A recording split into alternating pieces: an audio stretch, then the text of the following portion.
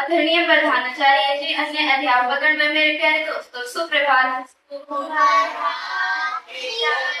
मेरा नाम देवांशी है। हम सब अर्जुन सदन के सदस्य हैं। आज के ग्रुप डिस्कशन का विषय है नीट पेपर लीक और विद्यार्थियों के भविष्य पर प्रभाव।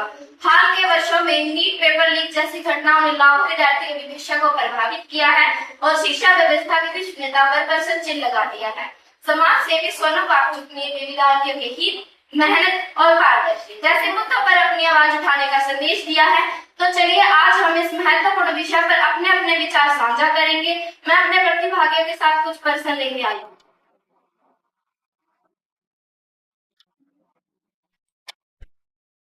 मेरा पहला प्रश्न है माफी से। माफी नीट पेपर लीक का सबसे बड़ा नुकसान क्या है? मेरे विचार से इसका बड़ा नुकसान मेहनती विद्यार्थियों को होगा। उनका आत्मविश्वास कम हो जाएगा। शिक्षा व्यवस्था पर विश्वास भी लगता है। ऐसी घटनाएं युवाओं के भविष्य के साथ अन्याय करती है।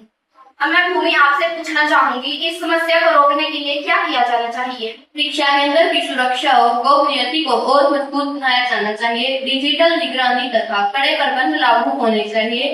दोषियों को शीघ्र ही कठोर दंड मिलना चाहिए। जनक, अब आप मुझे बताएं कि पेपर लीक होने के मुख्य कारण क्या हो सकते हैं? सुरक्षा व्यवस्था में लापरवाही और भ्रष्टाचार इसके मुख्य कारण हो सकते हैं। इसीलिए पूरी परीक्षा पारदर्शी होनी चाहिए। सेजल, अब मैं आपसे पूछना चाहूंगी, क्या केवल सरकार ही जिम्मेदार है? नहीं, केवल सरकार ही नहीं बल्कि सभी संबंधित संस्थाओं की भी जिम्मेदारी है। नेहा, अब मैं आपसे सवाल पूछना चाहूंगी, सोनम वांगचुक के संदेश से हमें क्या सीख मिलती है? हमें अपनी बात शांतिपूर्वक और लोकतांत्रिक तरीके से रखनी चाहिए। युवाओं के भविष्य और पारदर्शिता के लिए आवाज उठाना आवश्यक है। साथ ही कानून व संविधान का भी सम्मान करना चाहिए। कोमल, अब आप मुझे बताएं, युवाओं की भूमिका क्या होनी चाहिए? युवाओं को ईमानदारी और मेहनत पर अपनाना चाहिए। सही जानकारी पर विश्वास करना चाहिए। अफवाहों से बचना चाहिए। देश की शिक्षा व्यवस्था को बेहतर बनाने के लिए सरकार विशेष योगदान देना चाहिए। भूमि, अब आप मुझे बताएं, पेपर लीक का समाज पर क्या प्रभाव पड़ता है? इससे लोगों का शिक्षा व्यवस्था पर भरोसा कम हो जाता है। योग्य विद्यार्थियों के साथ अन्याय होता है। समाज में निराशा और असंतोष बढ़ सकता है। जनक, अब मैं आपसे पूछना चाहूंगी, पारदर्शी परीक्षा व्यवस्था क्यों आवश्यक है? पारदर्शिता से सभी विद्यार्थियों को समान अवसर मिलता है। योग्यता के आधार पर चयन और विश्वास बढ़ता है।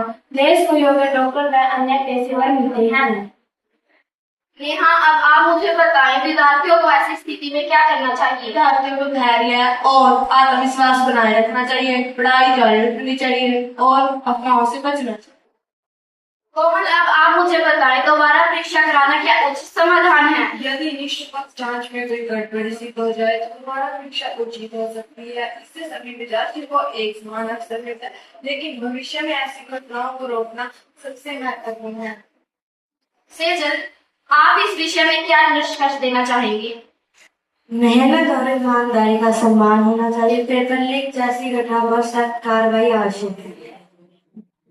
माफी, अब आप मुझे बताएं, आपका युवाओं के लिए क्या संदेश है? मेरे विचार से इस कभी भी गलत रास्ता न अपनाएं, ईमानदारी का साथ दें। मिलकर हम एक निष्पक्ष और मजबूत शिक्षा व्यवस्था का निर्माण कर सकते हैं। तो चलिए, आज की चर्चा में यह स्पष्ट हुआ कि परीक्षा लीक केवल एक परीक्षा ही नहीं बल्कि लाखों विद्यार्थियों के भविष्य को प्रभावित करना है।